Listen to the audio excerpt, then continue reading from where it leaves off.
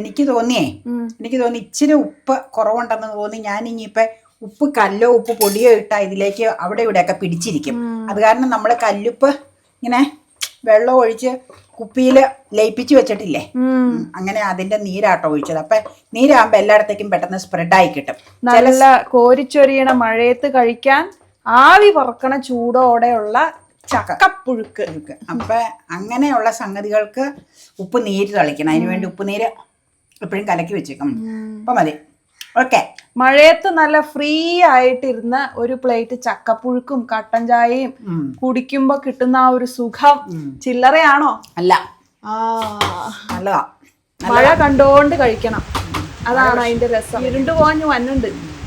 ശരിയാ, മഴയാണ്. അതെ, പോയുണ്ട്, ഇരുണ്ട് പോയുണ്ട്. കാറ്റുണ്ടാവാതിരുന്നാ മതി. അങ്ങനെ ഞങ്ങൾ ചക്കപ്പുഴുക്കൊക്കെ കഴിക്കാൻ തുടങ്ങിയപ്പോഴേക്കും നല്ല മഴയും കാറ്റും ഒക്കെ തുടങ്ങിട്ടോ. പക്ഷെ നല്ലൊരു ഫീലായിരുന്നു. പുറത്ത് നല്ല തണുപ്പല്ലേ, കണ്ടിന്യൂസ് ആയിട്ട് ഇങ്ങനെ മഴ പെയ്യുമ്പോൾ. അപ്പോൾ അകത്തിരുന്ന് നമ്മളിങ്ങനെ ചൂട് ചക്കപ്പുഴുക്കും കട്ടൻ ചായയൊക്കെ കുടിച്ചുകൊണ്ട് ഇങ്ങനെ ഇരിക്കാൻ നല്ല വൈബായിരുന്നു.